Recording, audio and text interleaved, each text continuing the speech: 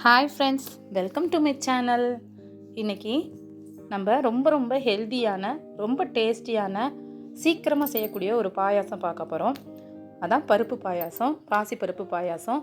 இதுக்கு தேவையான ingredients mention பண்ணியிருக்கேன், செக் பண்ணிக்கோங்க. நம்ம நிறைய பாயாசம் செய்கிறோம், அதில் இந்த பாயாசம் ரொம்ப ஹெல்த்தியானது கூட, ப்ளஸ் ரொம்ப டேஸ்டியாகவும் இருக்கும். சீக்கிரமாகவும் ரெடி பண்ணிடலாம். இதுக்கு ஒரு பேனில் பாசிப்பருப்பை 1 டம்ளர் நான் எடுத்திருக்கேன்.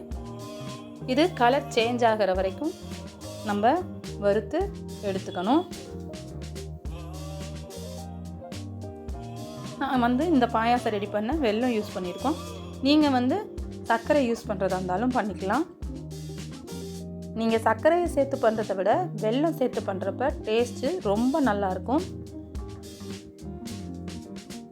இந்த பருப்பு கலர் சேஞ்ச் ஆகி லைட்டாக மாறினதையும் நம்ம ஸ்விட்ச் ஆஃப் பண்ணிடலாம். ஸ்விட்ச் ஆஃப் பண்ணிவிட்டு அதை ஒரு குக்கருக்கு ட்ரான்ஸ்ஃபர் பண்ணிக்கிறோம்.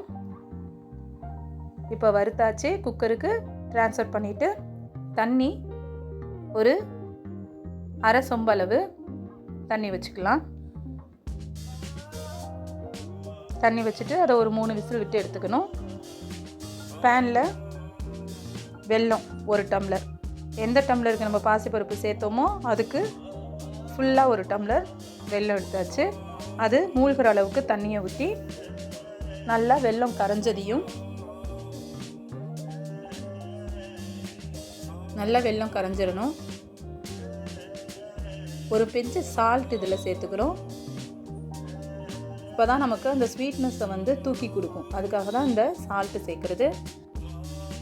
இப்போ பாசிப்பருப்பை சேர்த்தாச்சு, வேக வச்சதை. இதோட அரை டம்ளர் பால் சேர்த்துருக்கோம். பால் சேர்த்துட்டு நம்மளுக்கு இப்போ தாளிப்புக்கு நான் பாதாமும் முந்திரியும் எடுத்திருக்கேன். நீங்கள் கிரேப்ஸ் சேர்க்குறதா இருந்தாலும் சேர்த்துக்கலாம், ட்ரை கிரேப்ஸு. என் குழந்தைங்கள்லாம் சாப்பிட மாட்டாங்க, விரும்ப மாட்டாங்க. ஸோ அதனால் நான் அதை சேர்க்கலை. பாதாமும் முந்திரியும் மட்டும் வறுத்து அதோடு நம்ம இப்போ தாளித்து கொட்டிக்கிறோம். அதுக்கு ஏலக்காய், 3 ஏலக்காய் வாசத்துக்கு நசுக்கி போட்டிருக்கோம். இப்போ தாளிப்பு கொடுத்தாச்சு. கொடுத்ததுக்கப்புறம் நல்லா அது கொதிஞ்சு வரணும். அதோட அந்த நெய்யிலேயே, வறுத்த நெய் இருக்கு இல்லையா, அதோடைய இந்த தேங்காய் துருவலை லைட்டாக, ரொம்ப லைட்டாக வறுத்துட்டு சேர்த்துக்கணும். அப்போ ரொம்ப வாசமாக இருக்கும், ரொம்ப டேஸ்டியாகவும் இருக்கும். எல்லோரும் இந்த மெத்தடில் ட்ரை பண்ணி பாருங்கள். ரொம்ப டேஸ்டியாக இருக்கும். பிள்ளைங்கள்லாம் ரொம்ப விரும்பி சாப்பிடுவாங்க. இந்த வீடியோ பிடிச்சிருந்தால் லைக் பண்ணி ஷேர் பண்ணுங்கள், கமெண்ட் பண்ணுங்கள். மறக்காமல் சப்ஸ்கிரைப் பண்ணாமல் பார்த்துட்டு இருக்க ஃப்ரெண்ட்ஸ்லாம் நம்ம சேனலை மறக்காமல் சப்ஸ்கிரைப் பண்ணிக்கோங்க. Thank you friends. இன்னொரு நல்ல ஒரு வீடியோவில் உங்களை மீட் பண்ணுறேன். பாய்.